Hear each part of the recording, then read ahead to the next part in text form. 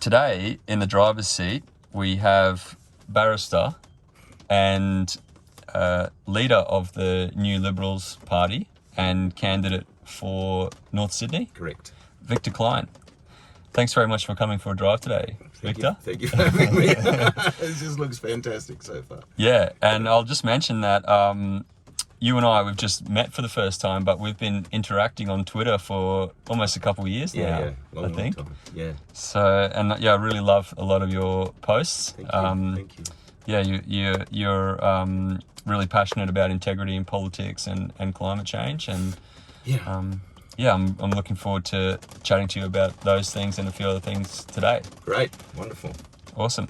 So we've got you all set. Okay. The only thing I need to show you now is forward and reverse. Right. So all you do for reverse is you got your foot on the brake. Yeah. And you hit that paddle up, hard up, and you'll see here you've got park, reverse, neutral, drive. So you're in reverse. And when you hit reverse, I see. Yeah, okay. the reverse camera comes on. And so I now hit the accelerator. Yep. You can just guide yourself out using Okay. Whoa. You probably need to Just feels so different, doesn't Yeah. it? Oh my goodness. I promised myself I wouldn't be a gushy kid, but but I am being a gushy kid. So beautifully quiet. Isn't it? Yeah. Oh my god. It's always Imagine a world where all the cars were this quiet. It'd be absolutely amazing. I've had petrol heads in this car who've commented how nice it is that it's so quiet. Yeah. So I think the noise thing, that may not be cool anymore. Good. Yeah. Good. Oh, imagine walking out onto the Pacific Highway or Epping Road or something like that and just whoosh, whoosh. I think that's one of the big things that a lot of people don't realise is how peaceful our cities are going to be when everything's electric. I don't think anybody thinks about it, but I think about it all the time. Yeah. So you'll see, I'll just show you while we're here, so that when you take your foot off, that's regen braking. So you see that green line? Not really. But if you push the accelerator a little bit, see that white line again? Oh yeah. So when you take your foot off, it goes green, and that's actually, you probably need to get a bit of speed up. Yeah. But that's what that's doing is turning the electric motor into a generator and using the electric motor to slow it down, and it's generating electricity and putting it back in the battery. So it's regen braking. Okay. Wow. So you're not actually using the brake pads when you're slowing down. Okay. All right. So Victor Kline, when you're ready, Yep. you can do a 0 to 100 and just plant it. Okay. All the way. Hang on to it. Shit. Oh, brother. I see everybody that you do this with does that, and I went, nah, not me, baby, but Yeah. Just let your foot off and hit it again. oh shit! It's like you're in a spaceship. Isn't it? Oh, this is your party trick. Yeah. This is what I get to do every day. It'll be everybody's party trick pretty soon. Oh lord. Yeah. It's like owning your own roller coaster, pretty much. Wow. Okay. And that's the thing, you can watch as many of the videos as you like. But until you do it. Yep. Until you do it, yeah. Wow. So yeah, I had in my mind I'd need to find you a really long, straight piece of road. But we did that, what, in 100 meters less? Yeah, because you're getting up there so quick. It's 0 to 100 in 3.3 seconds. 3.3. Yeah. So that would cover. Yeah, it'd be like, I don't know, but it was a short physical space, wasn't it? Yeah. Yeah. And it's faster than a Lamborghini. And what that means is when you're going through the city at traffic lights and whatnot, you can get up to 60 k's an hour very quickly. Yes. So if you imagine if all cars were like that, your traffic would flow a lot better through the cities as well. Of course. Wow, that is so impressive. I can't wait to have one of these. Yeah. It's pretty nice. Like driving to work every day. I kind of look forward to it. Yeah. Well, we got a new car recently, and we really wanted to get an EV, but the cost is just prohibitive at the moment because nobody's nobody's making the effort in governments to do anything about it, are they? In fact, as I understand it, they've got this counter thing where they're going to put taxes on EVs to compensate for lost petrol revenue or something. Is that right? I mean, yeah. I mean, there's there's state governments that are starting to actually tax EVs, and like I'm a bit suspicious about why are they putting roadblocks in the way of EV uptake. Victoria has introduced what they're calling a road user tax. Yeah. And they're saying that they need that for revenue, but actually for road maintenance, but actually that comes out of general revenue. Yeah. I don't know. I'm a bit suspicious about it because obviously electric vehicles are a big threat to the fossil fuel industry, to the oil industry, and Absolutely. The oil industry is really doing everything it can to slow down the uptake of EVs. Sure. But as you said, if the government can put in incentives like they've done in countries like Norway, can accelerate the uptake of EVs. And we've seen in Norway the January figures for new car sales, 84% of new car sales in Norway in January were electric. Yeah. Only 5% were full petrol diesel cars. Like most things, it's a government decision, isn't it? Yeah. Like people don't understand that there's not a natural state of affairs that government just fluffs around the outside of. Most things that impact on us in life are government decisions, and nothing could be more so than with this. You want to have electric vehicles, 100% uptake of electric vehicles in this country by 2030. You can do it. Yeah. You can do it. The political will is there. I mean, it's one of our big policies to not only subsidise the uptake of electric vehicles, but to manufacture them here. Yeah. And our candidate for Sturt in South Australia, Chris Schmidt, has put up the idea you've got all this stuff around Elizabeth and those areas that used to manufacture cars. Why not use that infrastructure? Yeah, the skills are still there, aren't they? Yeah. I mean, absolutely. we did have a automotive industry in this country, which feeds a lot of other industries, and having a manufacturing industry is so important to the economy. Well, that's right, and I mean you've interviewed Steve Keen, and I mean he's our senior policy advisor on economics and our Senate number one candidate, and he continually makes the point, and so he should, and so should I, and everybody else, that we have now dropped to number 80 in the world in manufacturing capability. Oh, wow. So we are down below countries like Gabon and Zimbabwe, and was seen when we needed to manufacture masks, and we couldn't manufacture masks. So the idea is to, it's kind of the macro equivalent of privatisation. So privatise everything domestic, depend on everything foreign for your manufacturing, and just keep digging stuff out of the ground. And it's such a dated model that it makes us look like dinosaurs. And we are dinosaurs, It's absolutely crazy, and we're missing massive opportunities here. Especially with the transition to clean technology, which is just starting, and we're literally about to go through the largest industrial revolution the world has ever seen.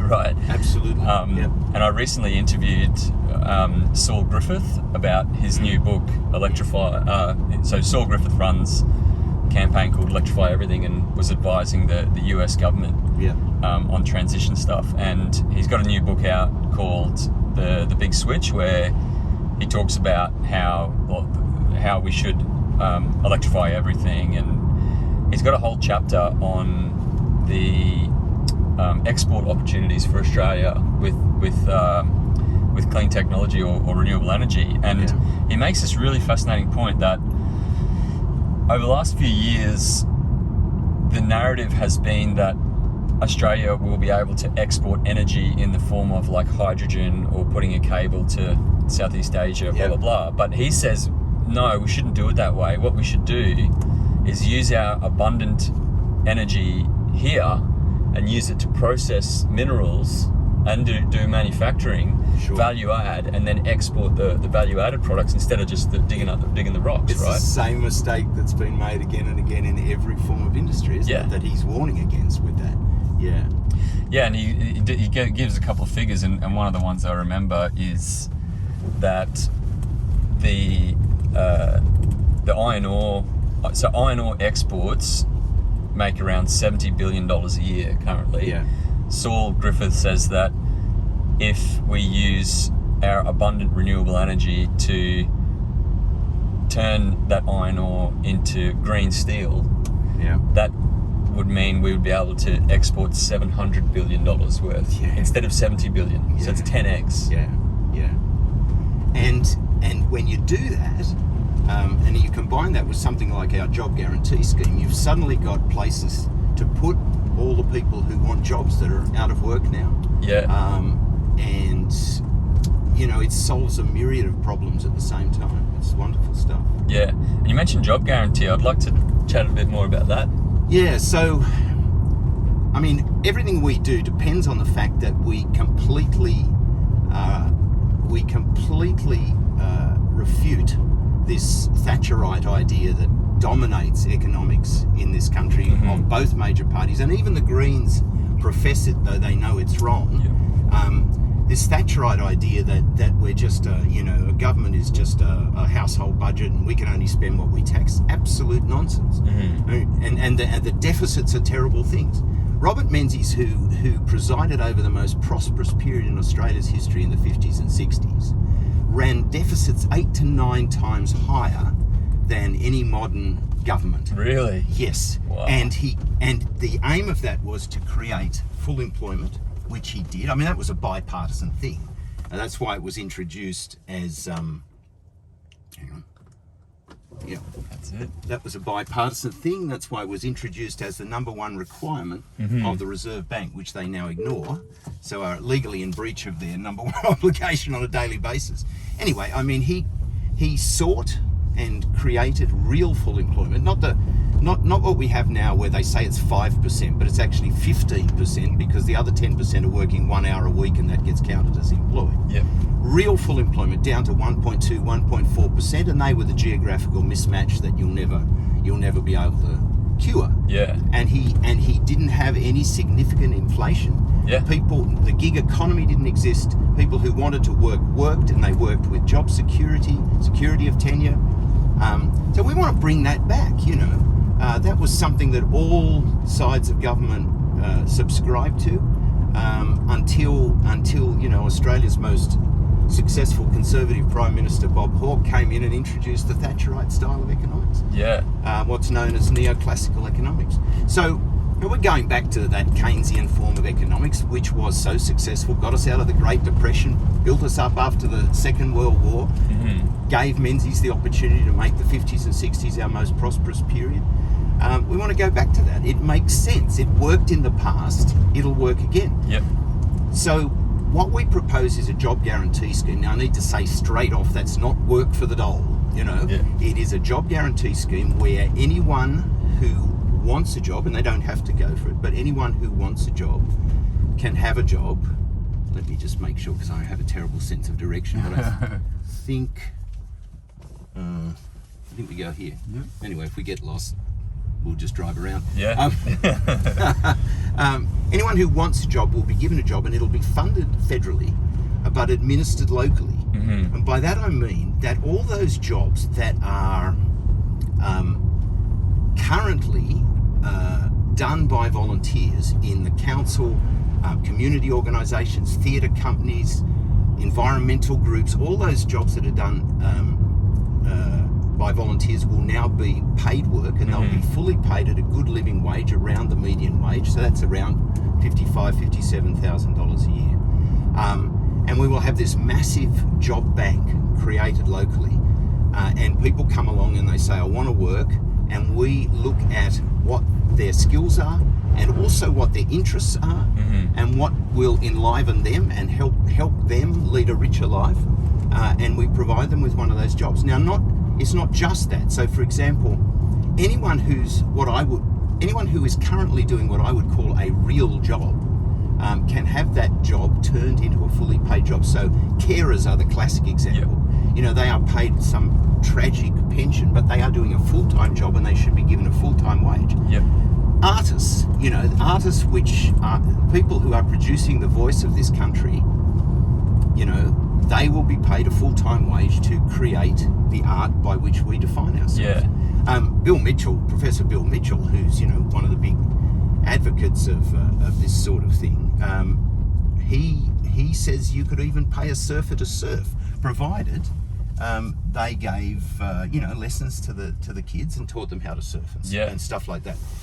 So the idea is, and of course, if people come along and despite our massive job bank, there's nothing that we can place them in, then we will train them and we will pay them the same full-time wage while we're training them. Now, because our system of economics doesn't see that as a cost, but rather an investment, we can say, look, not only does that solve the problem of unemployment, but every dollar we put in the pockets of people by employing them will be spent and respent across the economy and stimulate all sectors of the economy, small and big business alike, and create that sort of prosperity that we had in the Menzies era.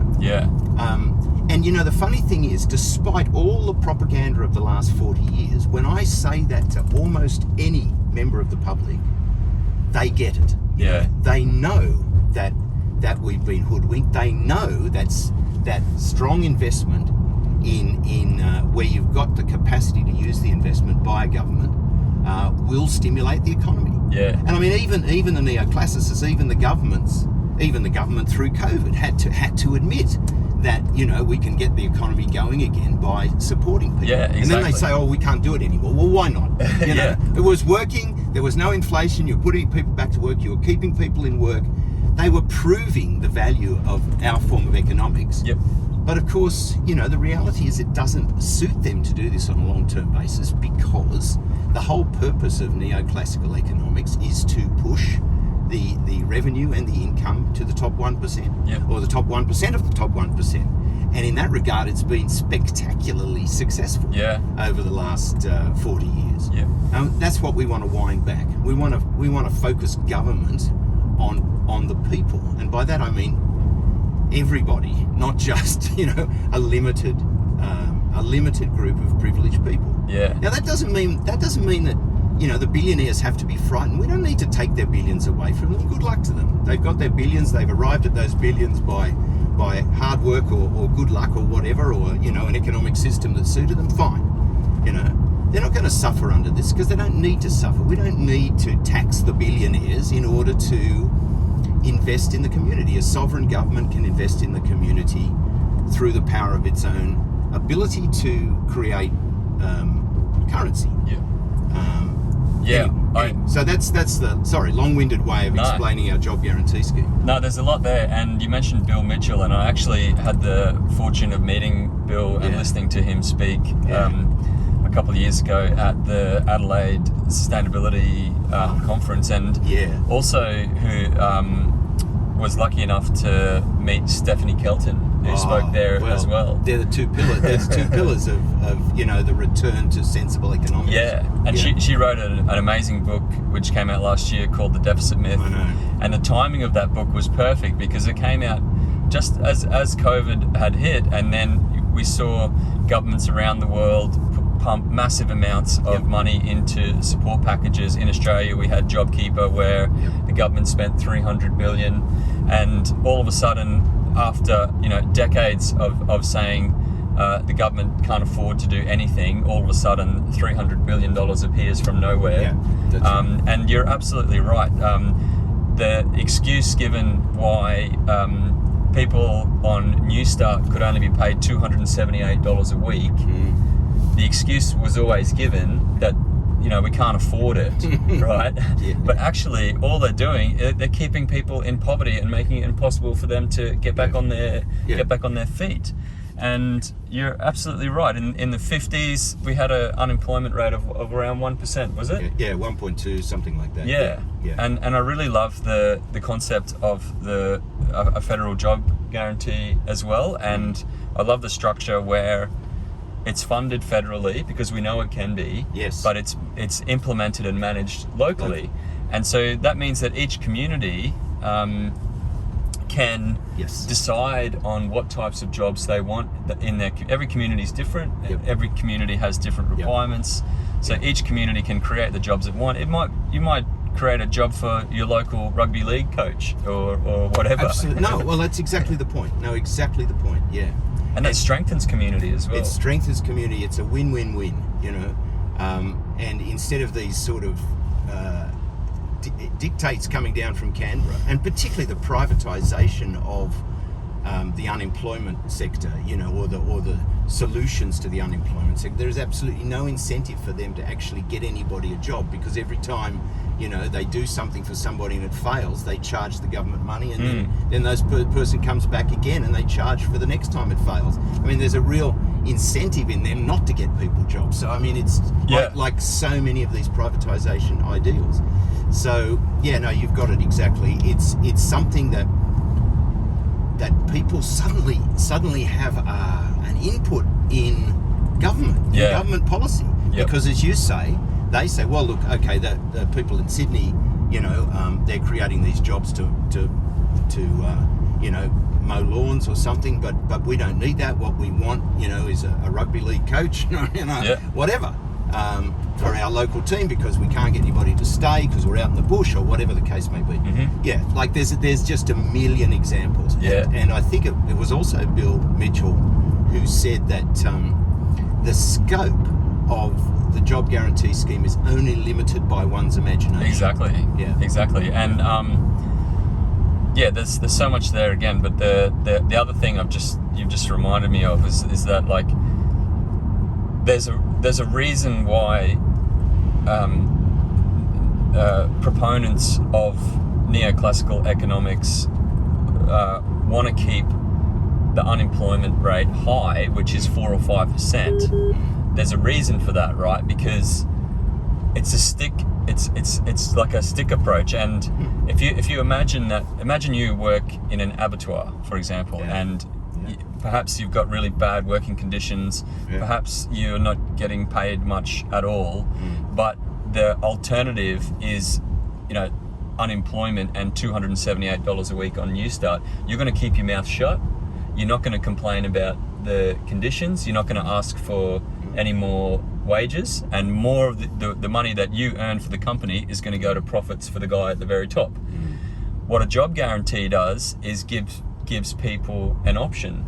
So all of a sudden, the guy who works at the abattoir with shitty conditions and shitty pay, he's got a well-paid job to go to if he wants to, right? That's right. So then that gives him the confidence to go to his employer and say, look, how about you nudge up my pay a little bit, and how about you improve the conditions? Otherwise, I've got this other option. Yeah. So it balances things out. Absolutely, and that's one of the great things about a job guarantee scheme. It creates a de facto minimum wage, just as you've described it, and it also enables unions to start agitating again. And even someone like Menzies, he was on a number of occasions publicly, and in his electioneering campaigns, I've got a little poster at home of him saying that every Australian has the right to join a union and collectively bargain, and we respect that, and we'll deal with industrial relations on that basis. Now, this is the guy who's supposed to have been so conservative. He was actually a liberal, like you said he was. So, not that we fall before the feet of Robert Menzies. He had a lot of things going wrong with him, but particularly his social agenda, I suppose, but he was a man of his time. But, you look at his economics and you say it worked. Let's do it like that. Yeah. Absolutely. And just sticking with economics for a little bit longer, let's talk about climate change and the transition to clean technology and the things that we need to do there. We've got a big job ahead of us over the next 10, 20 years, and we need to mobilize the workforce, and we need to roll out massive investment into, renewable energy, batteries, all this huge. We're about to go into a massive industrial revolution, and neoliberal economics just not going to cut it to do that. No. Oh, just goes close on my tail. I said bye, baby. Yeah, you can do that as much as you like today. So enjoy. Okay. No, that's right. I mean, again, I think one of the terrible things about neoclassical economics is it has as an inherent element of it an us and them situation.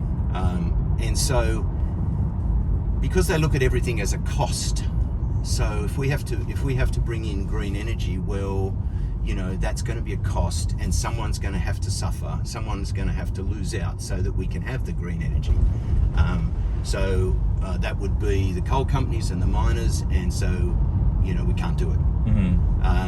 Whereas we see it as an investment, not just in the whole fabric of society, but in the so-called economy, as though that is something different from the fabric of society. It's not. But even if you want to look at it as a separate entity, I mean, investment in renewables, in electric vehicles, in all the various technologies that will move us towards what we want to see, which is net zero emissions by 2030. These are all stimuli for the economy. They're not a cost. And there is absolutely no reason why anybody in the fossil fuel industry has to suffer, because the people who would lose jobs would be part of the job guarantee scheme, and they would be retrained at the cost of the government, and they would be paid a wage. And by the way, I mean, the job guarantee scheme, when I say that people are paid a good living wage, being the median wage, that will depend. That's the minimum, right? That will depend on the nature of the job they're doing. So if someone's doing a much more highly skilled job, they'll be paid a lot more money. And similarly, if a coal miner comes off, and they're getting 150 grand a year, and we're taking their job away, we're not going to let them suffer for that, So we will compensate them accordingly. And again, that will be a stimulus for the economy. Yeah, sorry, I sort of ranted. No. Again, but where were we got going plenty with of that? time for ranting and raving today, so rant to your heart's content. You can edit out most of it. No, that's all good. And you mentioned like fossil fuel workers, and again, another benefit of the job guarantee is that it gives fossil fuel workers a bridge to move to. At the moment, it's not so bad now, but over the last 20 years, the politics of climate change in Australia has been driven by fear around the jobs of coal mining, people in coal mining communities. Now, the government has weaponized that for their own political ends, and and they basically, I'll just mention, as you go around the corners, you feel how flat it is around the corners. It's super stable. It's incredible. So this is the battery pack here, right? That's below our feet, so all the weight is really down really low. So your vehicle dynamics are incredible. So you can take corners much faster. Wow. Fantastic. So just getting back to that, you mentioned about how climate, they talk about cost of renewable energy, etc. The climate change, action on climate has been framed as a burden by people like vested interests in the fossil fuel industry, and the people that they influence in government have framed action on climate as a burden, and they've done that very successfully, and they've got people afraid of it. But the reality is that it's the exact opposite. And like, we're going to have cheap, abundant energy. Opportunity to invest in the society and stimulate the economy. Massive opportunity. And I'll give one example, right?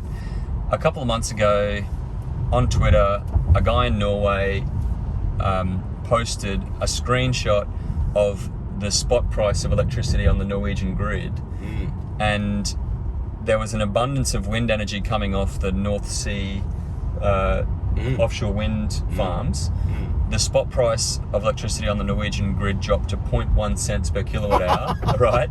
And this guy posted a screenshot of it and said, I've just fully charged my Tesla Model 3 for 10 cents, right? This is what the oil industry is terrified about. Yeah.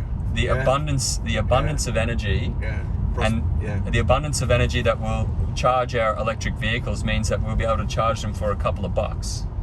That's what they're holding us back from. Yeah, I know, and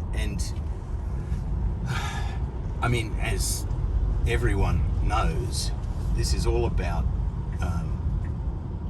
people in the fossil fuel industry donating a whole lot of money to both major parties to make sure that they stay in business. And the average punter out there doesn't know this, and they're not going to know it because the whole complex of donors, politicians, media, Murdoch media, and so on, is keeping that from them. So we actually, in TNL, the New Liberals, we actually feel quite a burden because we're not getting this sort of funding. Obviously, we're getting $5 and $10 from mums and dads. So we're, in my seat of North Sydney, I will go into the election with a tenth of what the Liberal Party will, probably a 20th of what, the funding that the Liberal Party will have. We sort of feel that burden's the wrong word, but we've got a situation where we're going out on the streets every day and we're meeting people, and that's working well. And we want to try and show, we hope to be able to show, that if you've got good policies like what we're talking about, and the other side has terrible policies like we're talking about, that the people power of having ordinary citizens on the street every day in at least one or two locations talking about this will overcome all the propaganda that the fossil fuel money can buy. Now, I hope when we talk again in a few months that will have proven itself. If it hasn't, that's sad, and we'll have to try and start again.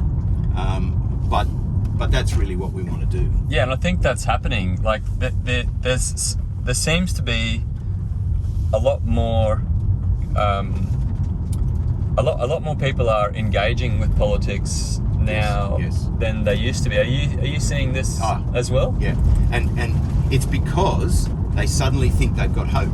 Yeah. I mean, people disengaged. Well, there was always a certain, maybe 40% of the population, they say, that will never engage in politics, that cannot see the link between what they do and, the fact that what they do and what they experience and what they suffer is brought about by political decisions. Yeah. They just won't see that. But 60% of people are very capable of, understanding that link between life and politics. Yeah. I mean, the word politics comes from the Greek polis, meaning the people, the population. Yeah. But so many of them, including myself, became disengaged because you go, well, where do you go? It's it's what they call an alternative autocracy. Yeah. Where the fossil fuels are going to reign, the planet's going to be destroyed, the corruption's going to continue no matter who you vote for. So why would you be engaged? Yeah. Now there's the rise of ourselves, there's the rise of some very well-funded independents, there's the rise of the Greens, particularly in areas like Melbourne, that all, we've all got our differences, but we all offer a real alternative that is suggesting that, making the heretical suggestion that the people of Australia are the primary concern of government. Yeah. What a radical idea. What a crazy idea. Yeah. I want to come back and find out a bit more about your career and what drives you and the reason why you've decided to start the New Liberals and get into politics. Yeah, sure. Well, I'll try and keep it brief. I used to be, when I first started as a barrister, I was actually Sydney's youngest barrister. I was 22 when I came out, when I went to the bar the first time, and I practiced as a federal prosecutor here in Sydney, and then I went to the Northern Territory where I worked as a barrister, also doing criminal law on on the defence side and some family law and stuff, and I did that for a number of years and ended up running the Australian Legal Aid Office in Alice Springs. Wow. The Australian Legal Aid Office was a creature of Gough Whitlam, and of course it's completely disappeared now. But the idea was to actually even the playing field, because you know that everybody understands how money wins litigation. You know, because if you've got money and the other guy hasn't got money, you starve him out. That's the end of the story. So, you know, I ran this organisation that was federally funded, where you could, you know, if someone came in and they were penniless, or not penniless, but, you know, they couldn't compete against the big money of the, you know, mining company that had just sacked them or whatever, they could get, you know, qualified people like myself, and if I didn't think I was up to it, and I wanted to bring in a, you know, I thought it was justified to bring in a silk from Sydney or Melbourne, I could do that. So they were, I saw, you know, I was young enough to think this was the natural state of things. It wasn't. It was a Whitlam blip in the history of the legal scene and litigation.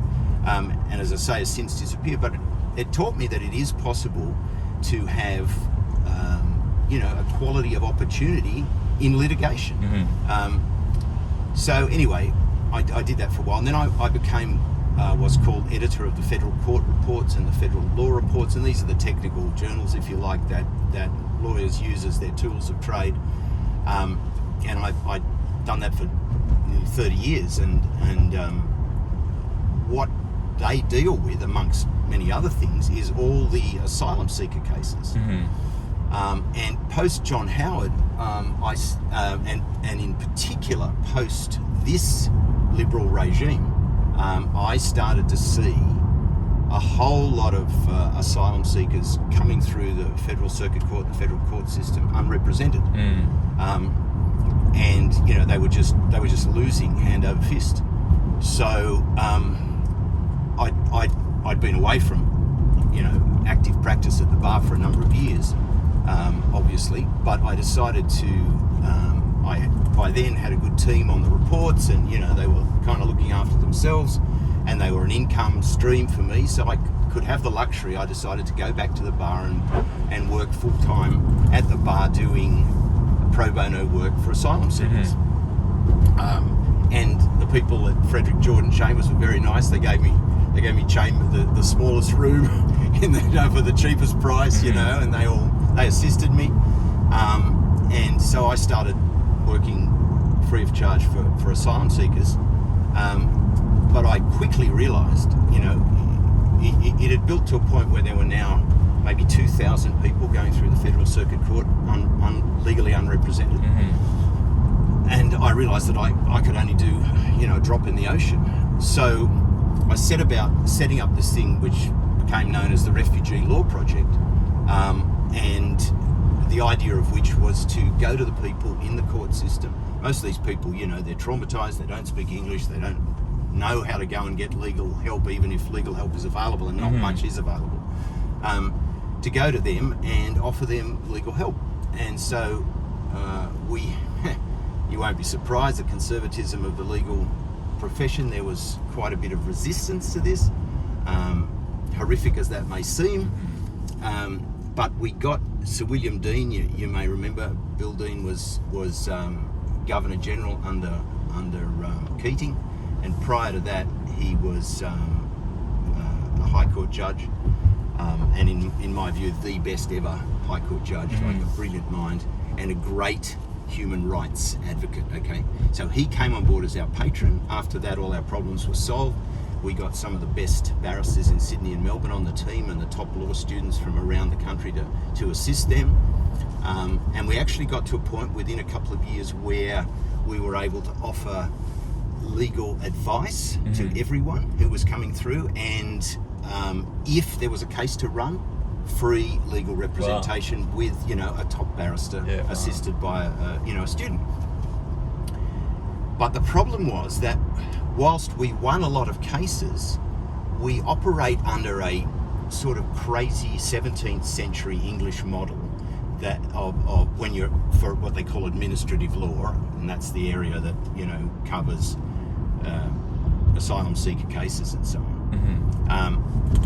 And it used to be very hard for me to explain this to people, but to put it, now that the Djokovic case has come through and people saw Djokovic win his case in court and be overruled by the minister, fundamentally that's what was happening to all our clients. Wow. Because no other country in the world would tolerate a situation where a court could make a finding and an executive officer could come in and overrule it. There's not a separation. No, there's no. That's right. That's right. So our system. Sorry to pull you up. I just want to clarify. Yeah. So is our system different to say the US system? Is it? Everybody's abandoned this 100 years ago, 200 years ago, I had 50 no idea. years ago. Yeah. Oh yeah.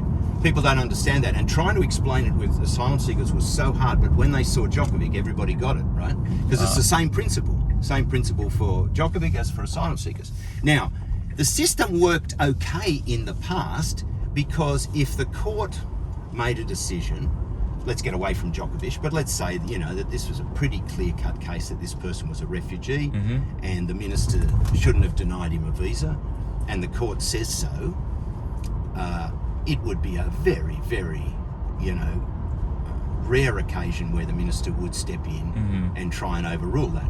It would be accepted. You win the case, that's it. So nobody really thought too much about how antiquated our system was. But of course, Peter Dutton immediately realised that he could circumvent the court system. Right. He's the man who said Parliament is an impediment to good government. So this was, and no doubt he thinks the judiciary is an impediment to good government too, and this is how he could circumvent that. So we'd win all these cases, he'd just overrule them. And we'd go back and they'd be done again, and one of his, he's now stacked all the tribunals and he's stacked all the, the delegates, and so the person would lose again and we'd take it again and we'd win in court and we'd go all the way to the High Court and, win there and then still have the guy have his visa cancelled or denied again. So I realised that here I was sitting there with this big organisation that I'd built up, and people said to me, "Oh, Vic, it's great what you've done," and I just couldn't take any pride in it because we've got Bill Dean, we've got all these wonderful barristers, we've got all these really keen kids, from law school who are getting in there with a real opportunity to do some practical stuff. Winning case after case meant nothing. The people are still languishing 5, 10, 15 years in detention, getting sent back to their death, So I realised that the only solution was a political solution. So that you get this crazy situation where I'm 70 years of age and I've never had anything to do with politics. And I find myself leading a party because it wasn't just the refugee stuff, but for me personally, that was a really significant part of it. But the other founders of the party and myself, gee, you got to be careful, haven't you? Whoa. Yeah. We just saw a democracy going out the bum end. It's something I've heard from a few people, a few candidates that I've interviewed is people. I ask people, why are they running, and it's the same thing. They've just had a complete gutful of the government at the moment. Yeah. And I think we were talking off air about your own path towards doing the kind of activism that you do. And I think you said that you watched what some young kids were doing and said if they can do it, I can do it. Yeah. And it was kind of like that for us, We actually had this golden moment where Catherine, who's one of the national executive, one of the founders, we were all sitting around drinking red wine and bitching about, having to sit there and watch our democracy disappear. And she said, "Oh, that old saying, somebody should do something about this? Oh, hang on, I am somebody." Yeah. Well, we are somebodies. And that was that epiphanal moment where, where we decided to form the party. Yeah. Just jump into that right lane if you... Oh, are you going left here? Or No. Jump into your right lane if you can. Yeah. Oh, too late. I always... you can stay in this one now, but okay. If you see a free spot at a set of traffic lights, take it. Oh, yeah. Okay, I will. I got you. Sorry, I interrupted you. No, that's all right. But yeah. So that was the weird path that took me into politics, and that sort of... We didn't know where it would lead, but that sort of frustration that we felt with the political system and the degradation of our democracy, we found people all over the place. I just started talking to people. I'd say to cab drivers and bartenders and university professors, don't know, whoever I could buttonhole. Say, what do you think? And they'd say it's all shit. Yeah. So yeah, that's how it started, and so we built up quite quickly, as you know, and then the government and with the support of the Labor Party tried to get rid of us and about 40 other small or emerging parties by suddenly increasing the membership requirements. I was actually keen to ask you about that, because I want to get into integrity soon, but there's a couple of pretty awesome stories that I saw play out because I follow you on Twitter. And you're about to talk about one of them, and that is the government. Basically, the threshold for starting a new party was 500 members. Correct. Yeah. And then the government late last year, maybe September, October last year, announced that they were going to raise the threshold to 1,500. Yeah. And I remember seeing a tweet from you. You were over the 500, but you weren't over the 1,500. Oh yeah, right? we had about 700 members, and you need to set the scene for this, because a lot of people think, 500, 1,500, what's the difference? But getting people to join political parties in the modern world is very difficult. So even the Liberal Party and the Labor Party only have about 14,000 members. So for a new party to suddenly get from 500 to 1,500, I think you only had 3 months to do it. Is a big call, and it did succeed in wiping out a number of small parties.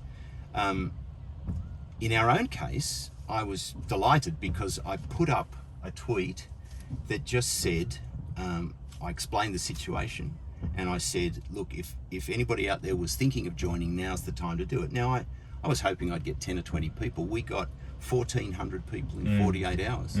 Because people understood the injustice of that thing, and so now we've got around 3,000 members. So they succeeded. They succeeded in giving us sixfold the membership that we had. You know? But yeah, that was. But it is a terrible thing that so many other parties didn't have that opportunity. Yeah, and like that, it's a really nice story, and it shows people power and the power of social media and the rage that's out there, basically. But let's go back to the government actually deciding to change that threshold. Now, the only motivation for them to do that is to suppress democracy. Yeah. Essentially, isn't it? There's no other reason to increase the threshold of party membership from 500 to 1,500 apart from suppressing democracy. Yeah. I mean, you I don't know what well, see, the trouble is when the Labor Party supports the government in everything, they don't have to give a reason. So they do this, the Labor Party supports it, they pushed it through both houses of Parliament in 24 hours. The media barely knew about it, and if they did, I don't know if they cared. Well, they didn't seem to. It didn't get much of a run in the media, I don't think. No, and that's the problem. That's one big part of the problem, So that was an attempt to suppress democracy. Yeah. Now, one of the reasons I really started following you a couple of years ago was you made a couple of great videos videoing yourself letting loose at the government around corruption and integrity in politics. And I've said to a few people that I've met that really I haven't seen anyone else as strong on corruption as you've been on social media over the last couple of years. So I want to get your thoughts on that. Yeah, well, I guess you'd probably start with the wonderful document that was produced by the Chasers. I don't know I think you'd be aware of that, where they created a document where they, in the 8 years that this government's been in, they listed in excess of 900 acts of immorality, unethical behaviour, and straight out illegality. Wow. And it's become normalised, and so that the government will proprietise water, our most precious resource, and put that on the open market. and drive farmers out of business and do all sorts of terrible things. And then Barnaby Joyce will buy water on behalf of the government from Angus Taylor's company and pay him twice the market price, and Angus Taylor sends the money offshore so he doesn't pay any tax on it. Now, if you were a company director and you bought supplies for your company, you know, from another from another director of the company and paid twice the market price, you'd both find yourself in jail, and the company would be wound up. But you do it in government, and if you did that in government before Murdoch got a complete control of the media would have just been so far down your neck that you'd all be resigning and the government would fall and that sort of thing. They can do that and laugh all the way to the bank. Now, when we talk about people having detached from politics, whether they know it on a conscious level or not, I think that's what's caused the detachment, because they know that not only is there nothing they can do to improve the situation, but there's nothing they can do to stem the flow of corruption. So what we're doing is we're proposing a retrospective ICAC with teeth. Now, I think we may have invented the words with teeth. Everybody now jumps on and they've all got a model with teeth, but none of them actually have teeth. By teeth we meant with consequences, with penal consequences. The various models that are out there, Helen Hayes, the Independent, has one, the Greens have one, the Labor Party has one, and the government even has one, although the government one is so farcical it actually protects politicians from prosecution. Those models, some are better than others. I think Haynes is better than Greens, which is better than Labor, but they're all just talking shops. They're all just what might be termed ongoing royal commissions. So, you know, some ex-judge will, you know, head this up and wave his finger at you know, Angus Taylor and Barnaby Joyce, and they'll just keep doing what they're doing, and the file will get thrown behind a filing cabinet. And not only will that not do anything to give people any confidence in the power of democracy, it will further diminish their belief that anything can be done through the democratic process. So we're saying the only way to do this is to visit consequences on people. So we're saying, if you vote for us, we will introduce the retrospective ICAC with teeth. People will be prosecuted, people will go to jail, and then you'll be able to say, my vote caused that person to go to jail. My vote cleaned up corruption in the Australian system, and then and only then will people believe that the democratic process, which is founded on the individual citizen, can work.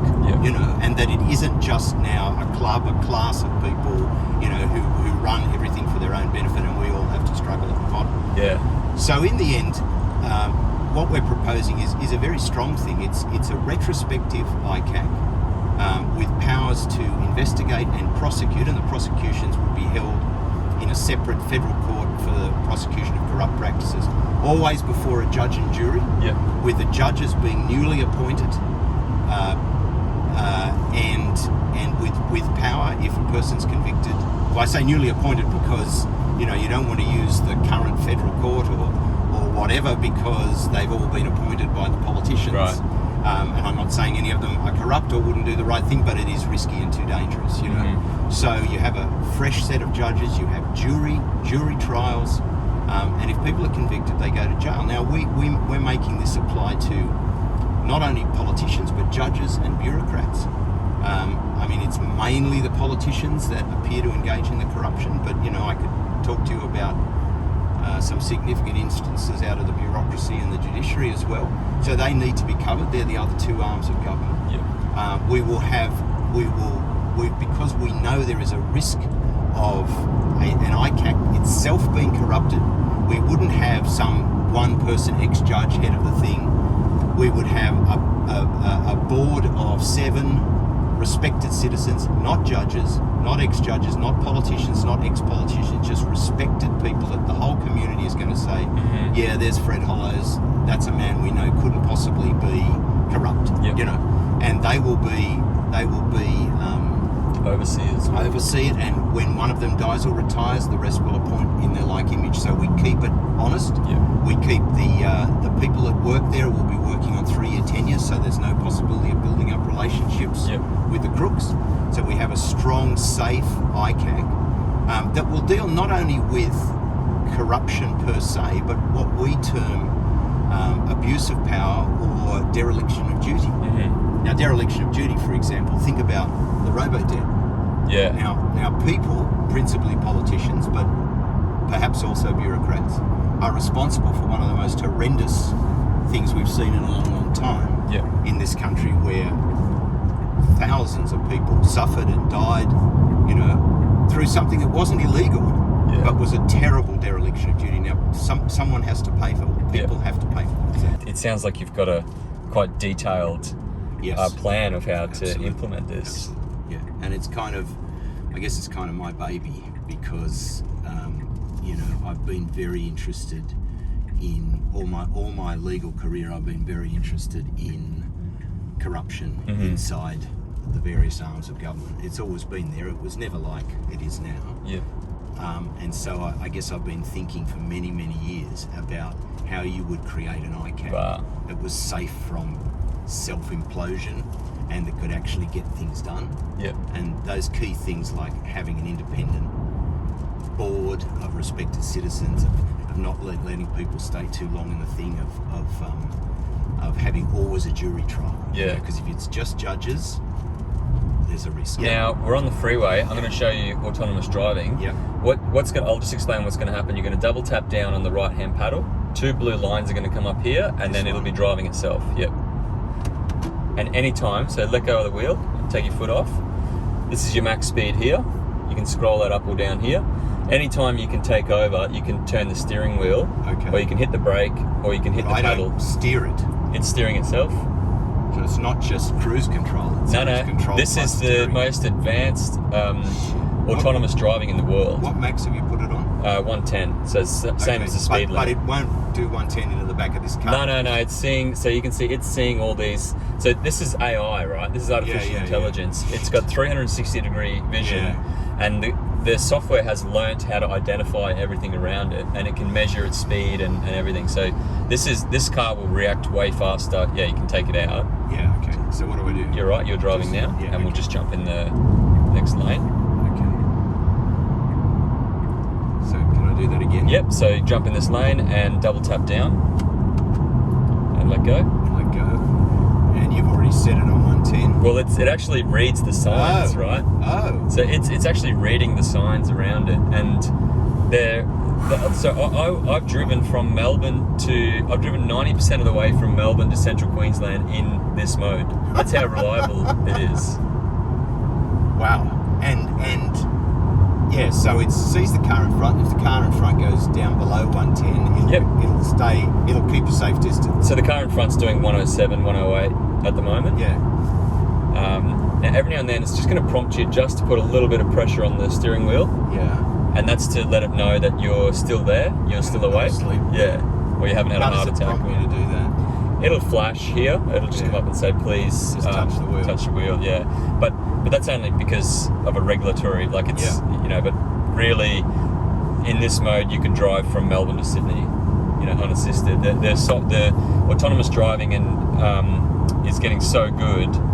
And this car will also, even if you were driving, if a car went to swerve into you, it would react and take evasive action. And it's so good, you're 10 times less likely to get into an accident with the current software. And you get over-the-air software updates. So what's happening is it's getting all this data, and they're feeding that data through the algorithms to learn to become more and more accurate. So say I watched a lecture by the guy who runs the autonomous driving department at Tesla, and he talks about stop signs and says that they have like tens of millions of images of stop signs, and some are bent, some have graffiti on them, some have leaves on them. And the more they feed the algorithm, the better it gets at identifying those edge cases. So could this in theory work just in the ordinary traffic? So they're actually testing. This is autopilot, and they're testing the full. You'll have to take this exit up here, but they're testing the full self-driving. It's just up a bit further, so you're fine for now, I think. Have I gone out of that? No, you're still in there, but that's fine. It's still a bit further. How do I get out of that? You can turn the steering wheel, put a bit of pressure on the steering wheel. There you go. Now you're out.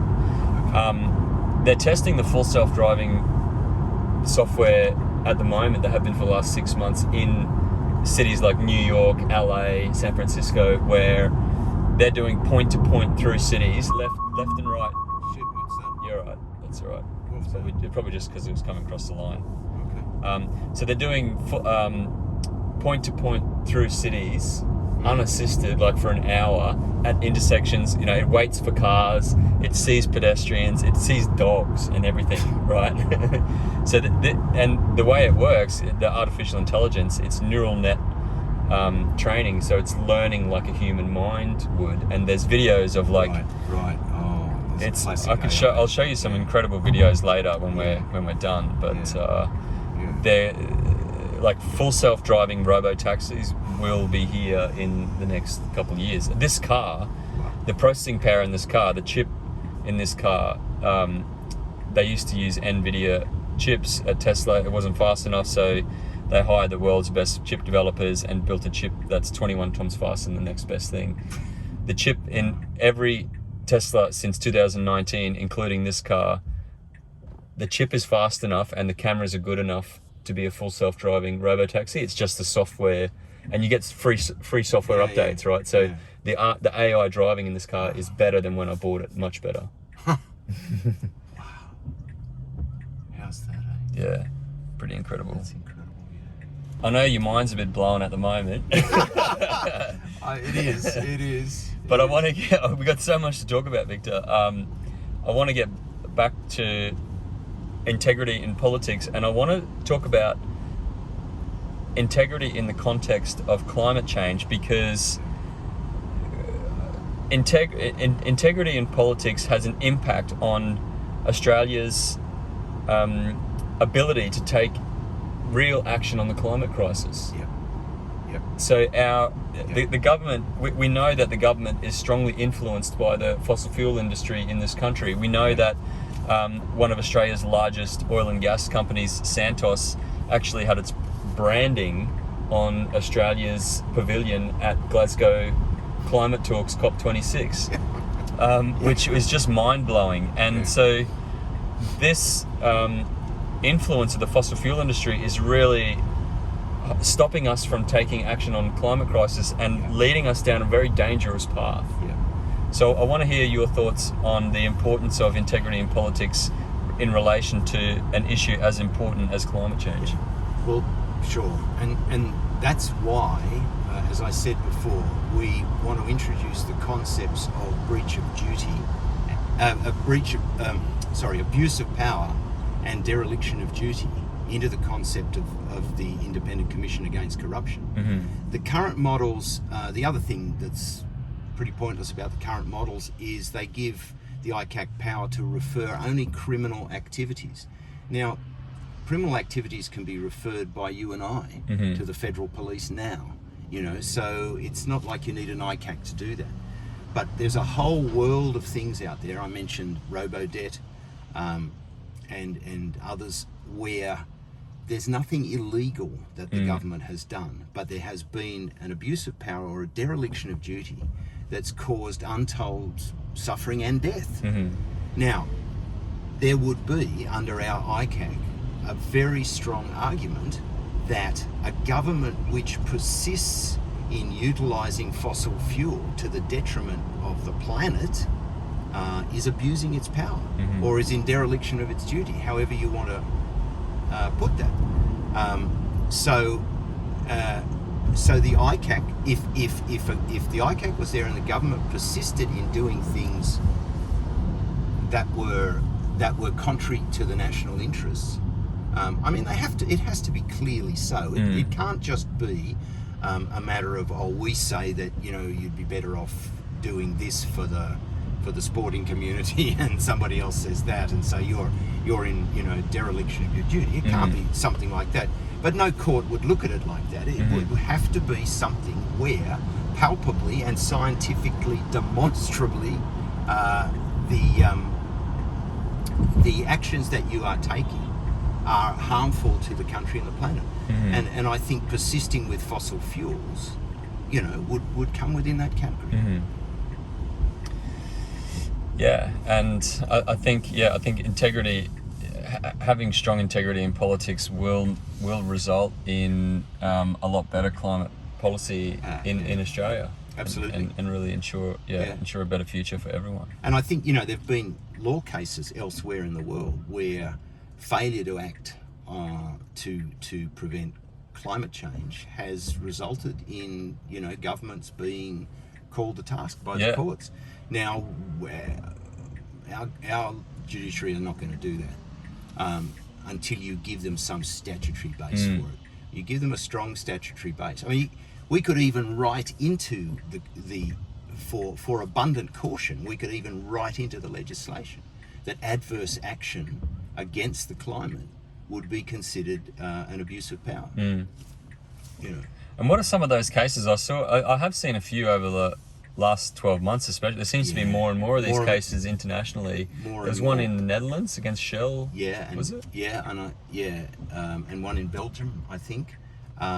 There was even one here.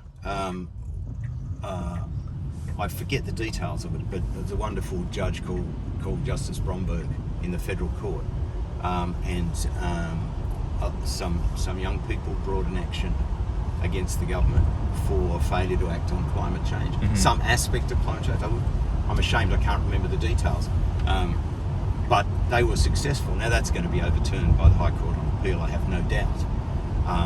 But it shows that even here there are judges who are willing to countenance that sort of argument. Wow. I just wanted to ask you about some of your other policies. You've got you mentioned that you've got 80 policies or around that. Yeah. So I wanted to ask you what some of the other policies are on things like health and education. Yeah, I think we see health and education as, I forget the phrase that is used, but like the two pillars of civilized society or something like that. If you have a good functioning education system and health system, you've got a prosperous country. So I certainly have watched in my lifetime